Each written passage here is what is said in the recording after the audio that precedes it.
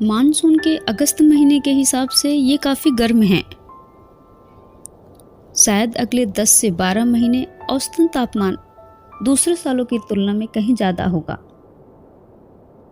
क्योंकि सौर जलाव का विस्फोट हुआ है। हमें ये समझना चाहिए कि इस धरती पर सारा जीवन सौर ऊर्जा से चल रहा है। सौर ऊर्जा कोई आपका आविष्कार नहीं है, क्योंकि आपने सोलर पैनल बना लिया है। पेड़ का पत्ता एक सोलर पैनल है। ये ग्रह अपने आप में एक सोलर पैनल है। वो सब कुछ जो हम यहाँ कर रहे हैं, चाहे आप एक पेड़ को खाएं या जानवर को, या आप लाइट चालू करें, वो शायद डीजल या कोयले या किसी और चीज से चल रहा हो, पर चाहे जो भी हो, सब कुछ सूर्य से है। इस धरती पर मूल ऊर्जा सूर्य की है। जब ऐसा है तो अगर इस सौर ऊर्जा का स्रोत हमें विस्फोट दे रहा है, तो अगर आपको इसे लेना आता है तब तो ये बहुत लाभदायक है। अगर आप नहीं जानते हैं इसे कैसे लेना है तो आप जल सकते हैं। तो इसे कैसे ले, इसका क्या मतलब है? जैसा कि आप सब जानते हैं या शायद ना जानते हो, आप में से कई लोग मासूम हैं, सिर्फ किताबें पढ़ी हैं। आप पृथ्वी पर घूमे नहीं हैं। आप जानते हैं कि सभी पेड़ पौधे गर्मियां आने पर खिल उठते हैं। हम इसे बसंत कहते हैं। असल में यह गर्मियों की शुरुआत है और जीवन खिल उठता है। जब सौर ऊर्जा पर्याप्त नहीं होता है तो सब कुछ धीमा हो जाता है। इतना तो आप जानते ही हैं, आपने कहीं पढ़ लिया होगा। तो अगर आपको सौर ऊर्जा का विस्फोट मिले तो वो जीवन जो इसके लिए तैयार होगा वो फुर्ती से भर जाएगा, और वो जो जीवन तैयार नहीं है वो कमजोर हो जाएगा। यही बात आपके लिए और हमारे लिए भी है। अगर आपकी जड़ें उपजाऊ जगह में हैं, तब सौर जलाव से इंसान को खिल उठना चाहिए, क्योंकि हम इस धरती से किसी दूसरे जीवन से अलग नहीं हैं। उनकी और हमारी भौतिक संरचना एक जैसे ही हुआ है, जैसे अमीबा से लेकर मनुष्य तक। तो हर जीवन अगर ये उपजाऊ स्रोत में है तो वो खिलेगा नहीं, वो मुरझा जाएगा।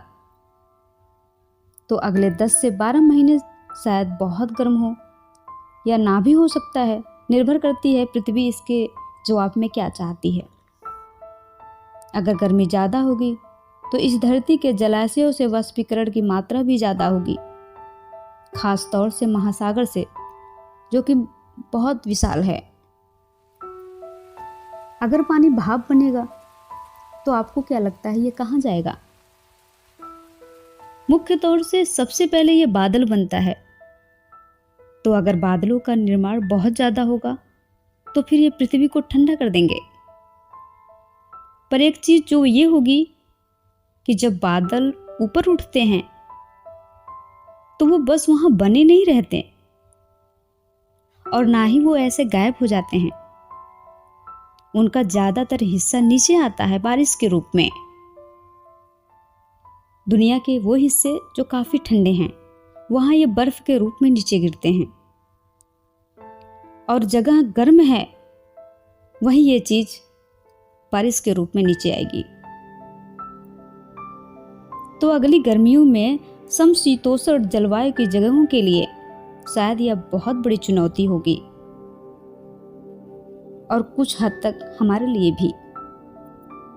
यानी कि सालाना औसत जो बर्फ गिरती है, अगर इस बर्फ का 20% भी बर्फ के बजाय बारिश के रूप में नीचे आ गया तो मानव समाज के लिए अकल्पनीय हो जाएगा, खास तौर से शहरी क्षेत्रों के लिए। वैसे आप अभी देख रहे होंगे, मुझे लगता है अगर आपको मुंबई दिल्ली जैसी सिटी में रहना हो तो आपको अपनी कार के साथ एक नाव भी ले लेनी चाहिए। क्योंकि ये हर साल होता है, 12 साल में एक बार नहीं होता, हर साल हो रहा है। तो वहां रहने के लिए आपको एक नाव भी ले लेना चाहिए। लेकिन हम मानसून और बारिश की बात क्यों कर रहे हैं? मैं सिर्फ आपको इतना बता रही हूं कि एक आध्यात्मिक साधक के लिए अनुकूल समय आ गया है। कुछ इससे लाभ उठाएंगे, कुछ शिकायत करेंगे।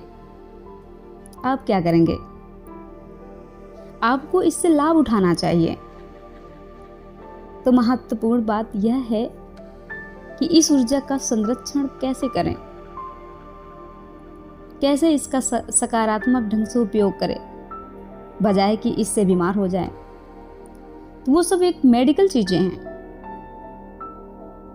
तो मैं उनसे बोलूंगी कि उसकी एक लिस्ट बना दे कि आपको क्या करना चाहिए।